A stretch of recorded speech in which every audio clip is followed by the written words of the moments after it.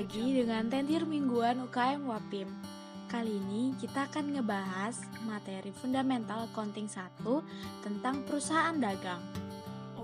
Sebelum kita masuk ke pembahasan, jangan lupa subscribe channel Wapim, like, komen, dan share ke teman-teman kalian semua ya.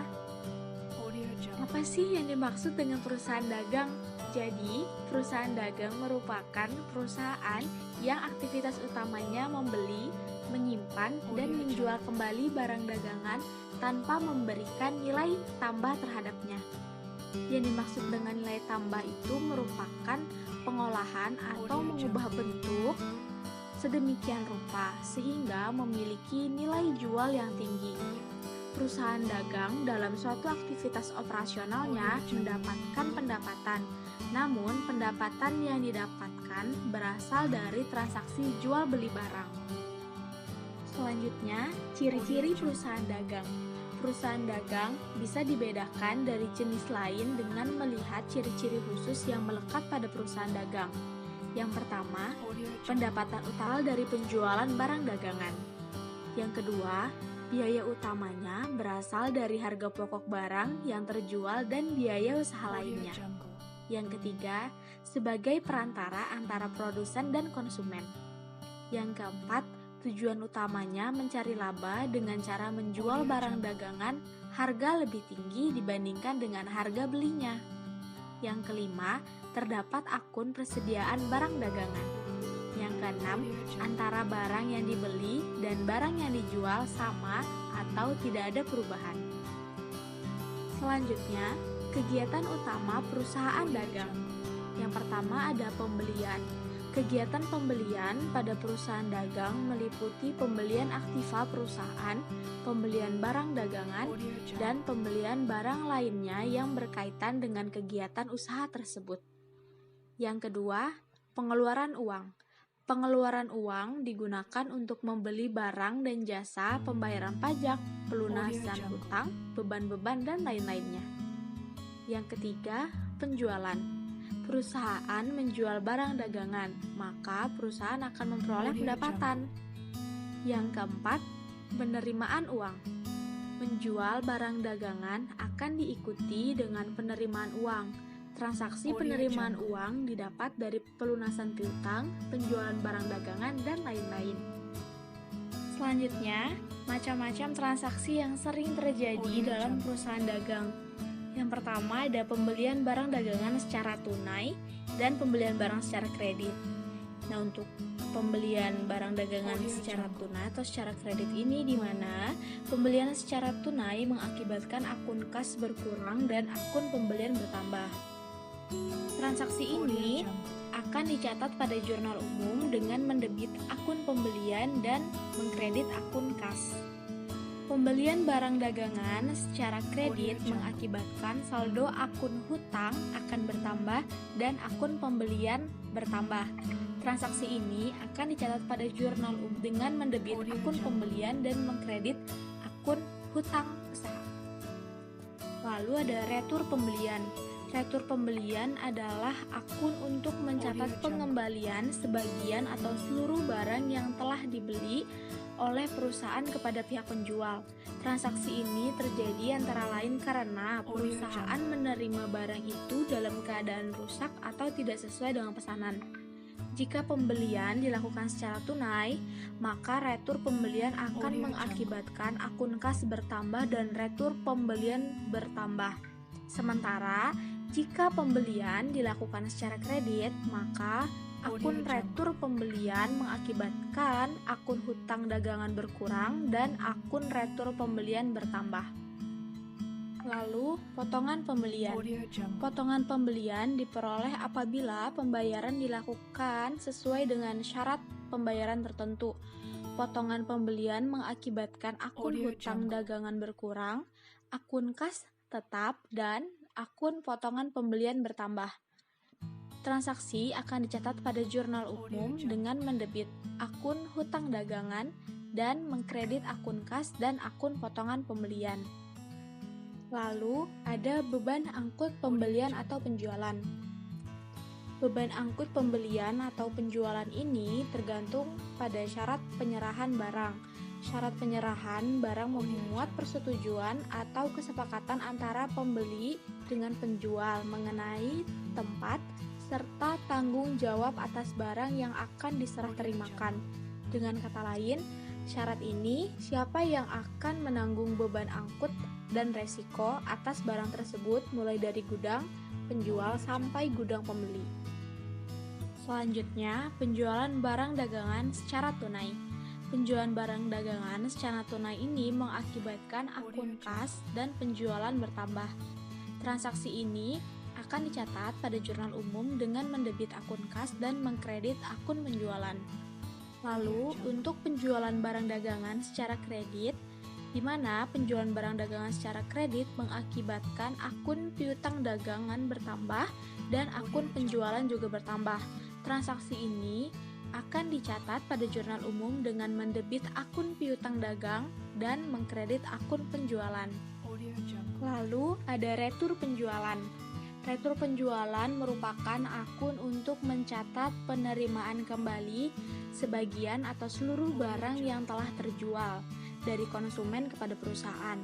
Transaksi ini terjadi antara lain karena konsumen menerima barang itu dalam keadaan rusak atau tidak sesuai dengan pesanan.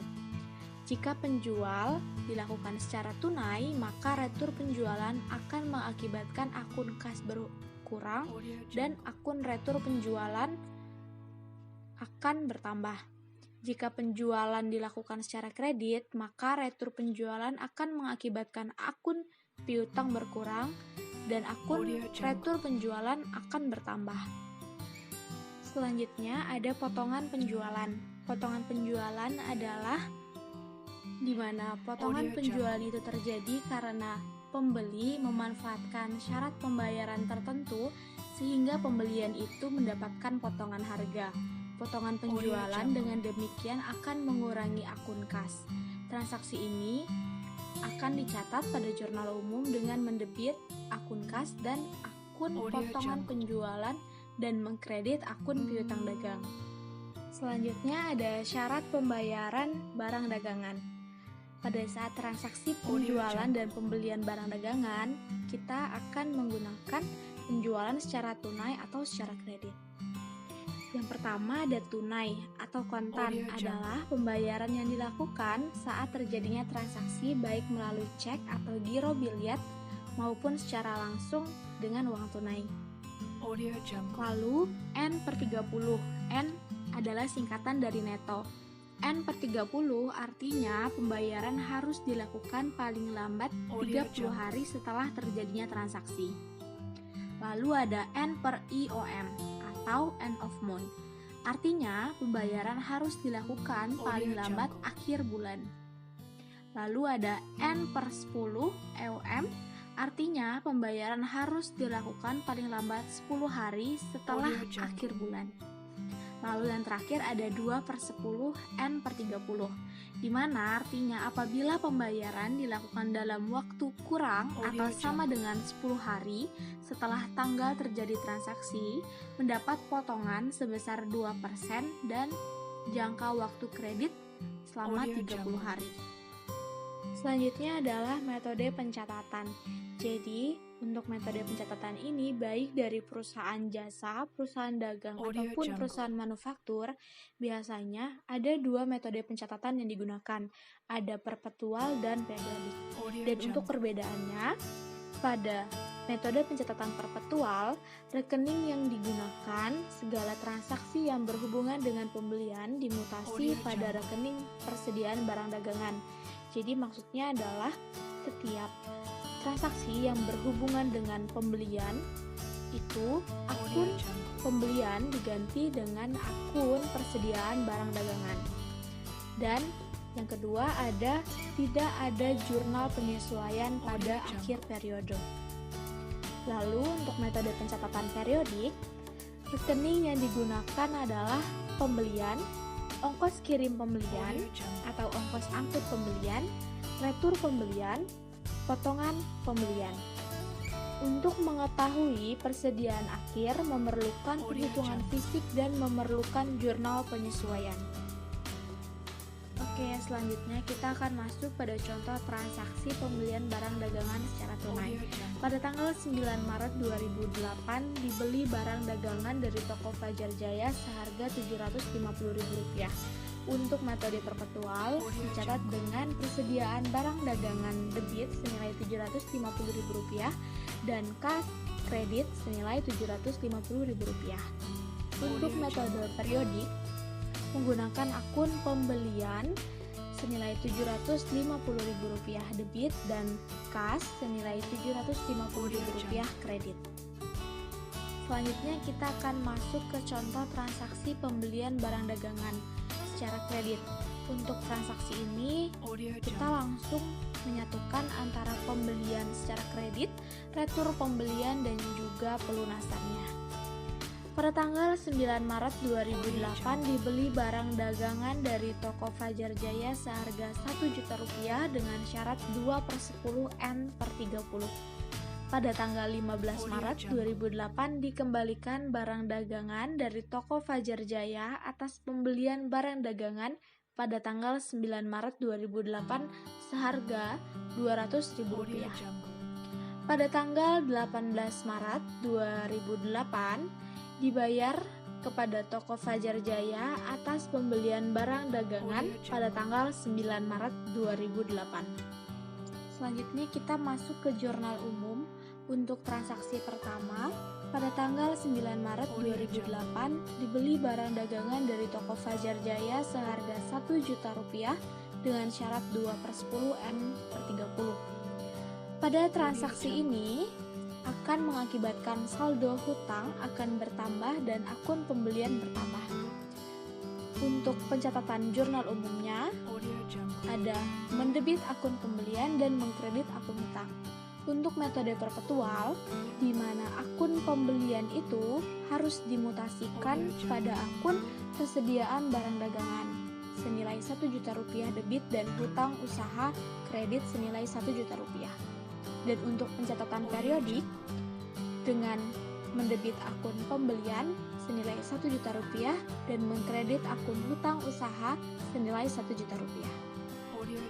Selanjutnya kita akan masuk pada transaksi yang kedua. Pada tanggal 15 Maret 2008 dikembalikan barang dagangan dari toko Fajar Jaya atas pembelian barang dagangan pada tanggal 9 Maret 2008 seharga Rp200.000.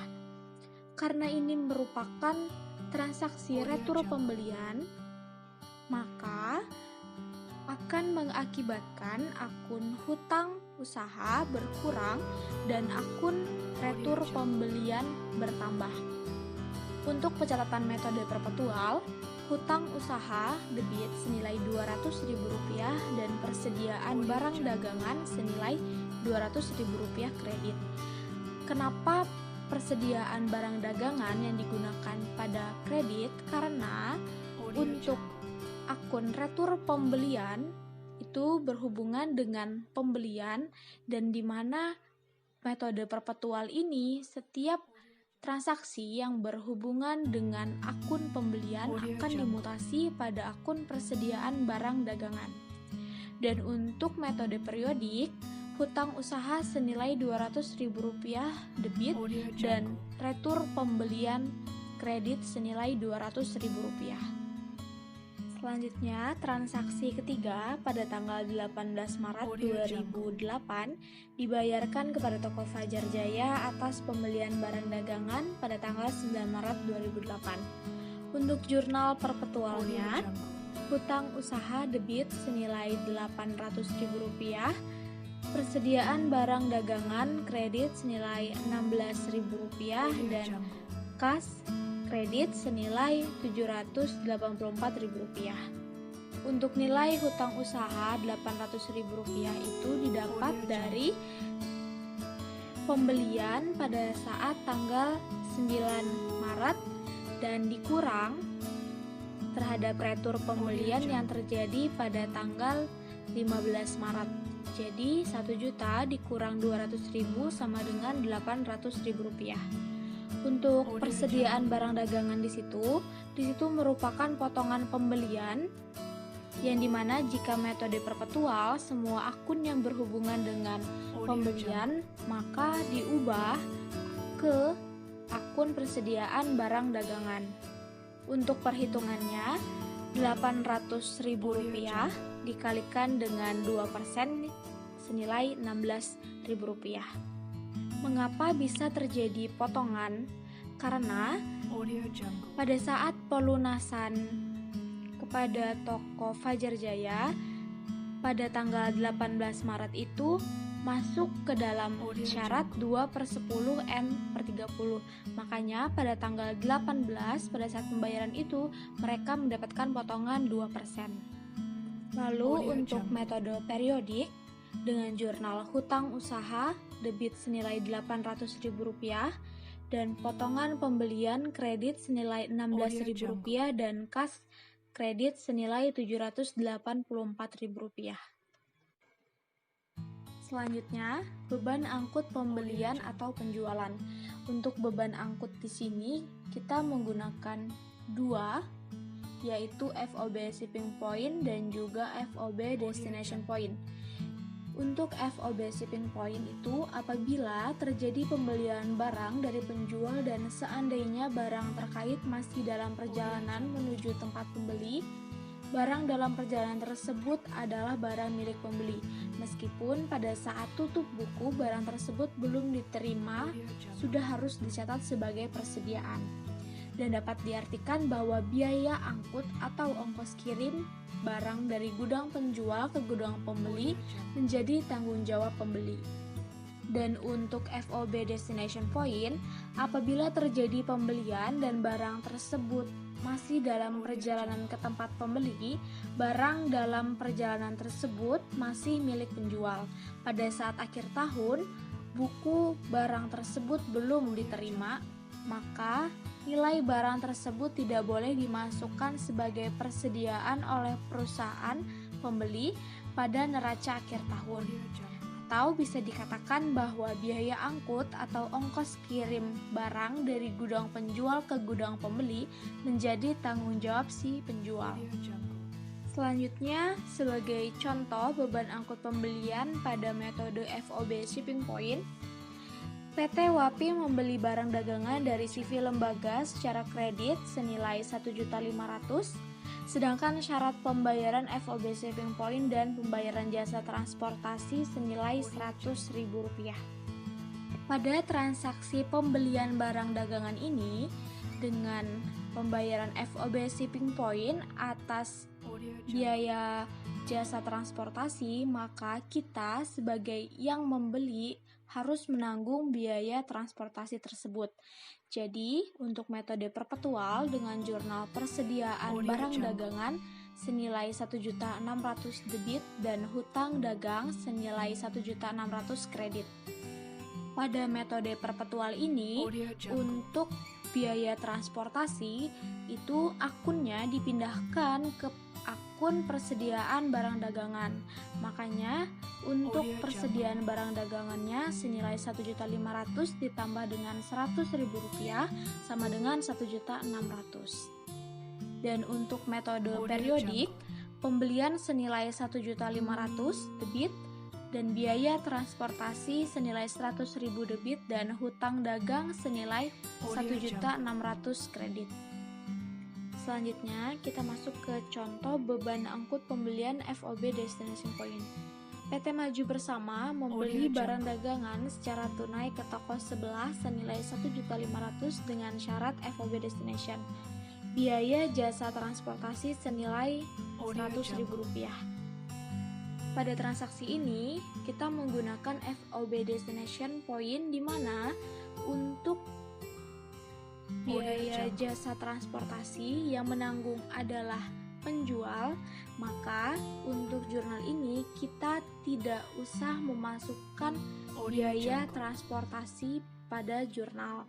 Jadi untuk metode perpetual, kas senilai Rp1.500.000 debit dan persediaan barang dagangan senilai Rp1.500.000 kredit. Dan untuk metode periodik, kas senilai Rp1.500.000 debit dan pembelian senilai Rp1.500.000 kredit. Selanjutnya, kita akan masuk ke contoh transaksi penjualan. Sebelum kita masuk ke transaksi penjualan persediaan barang dagangan, dapat kita ketahui bahwa dengan sistem perpetual, beban pokok dari barang yang dijual akan ditentukan setiap kali terjadinya penjualan.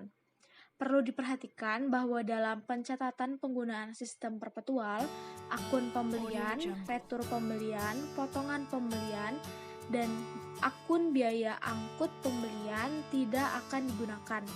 Akun tersebut digantikan dengan akun persediaan barang dagangan dan akun beban pokok penjualan.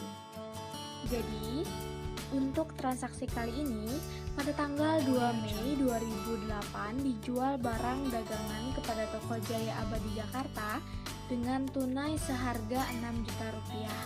Barang itu dibeli pada harga Rp5.250.000. Untuk penjurnalan pada metode perpetual, yaitu kas senilai Rp6 juta debit dan penjualan senilai Rp6 juta kredit.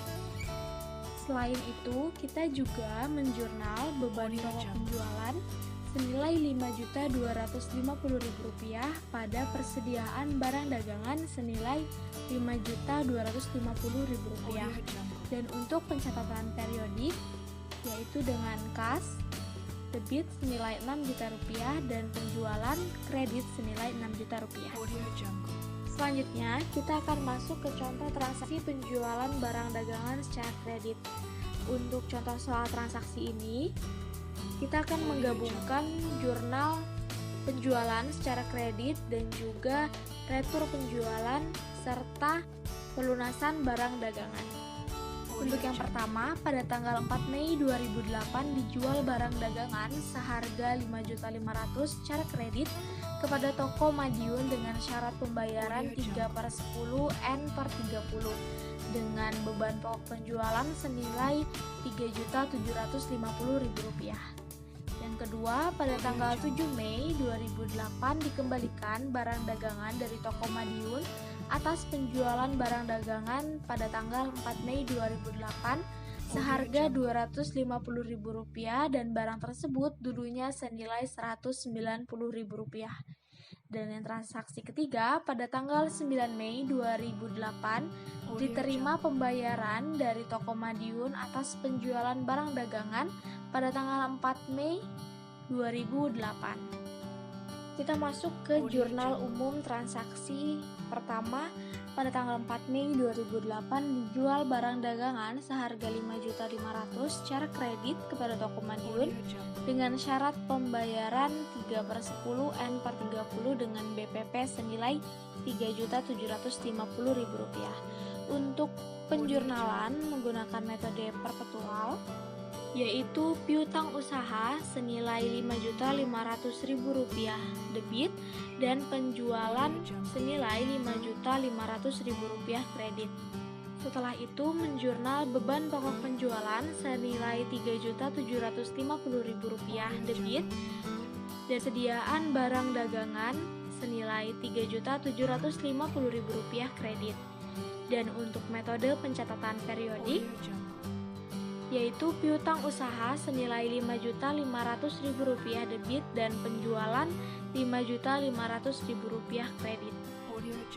Selanjutnya, untuk transaksi yang kedua, pada tanggal 7 Mei 2008 dikembalikan barang dagangan dari toko Madiun atas penjualan barang dagangan pada tanggal 4 Mei 2008 seharga Rp250.000 dan barang tersebut dulunya senilai Rp190.000. Untuk jurnal menggunakan metode perpetual, yaitu dengan retur penjualan sisi debit Rp250.000 dan piutang usaha sisi kredit senilai Rp250.000. Lalu kita juga menjurnal persediaan barang dagangan senilai Rp190.000 sisi debit dan beban pokok penjualan sisi kredit senilai Rp190.000. Dan untuk pencatatan metode periodik, yaitu retur penjualan sisi debit senilai Rp250.000 dan piutang usaha sisi kredit senilai Rp250.000.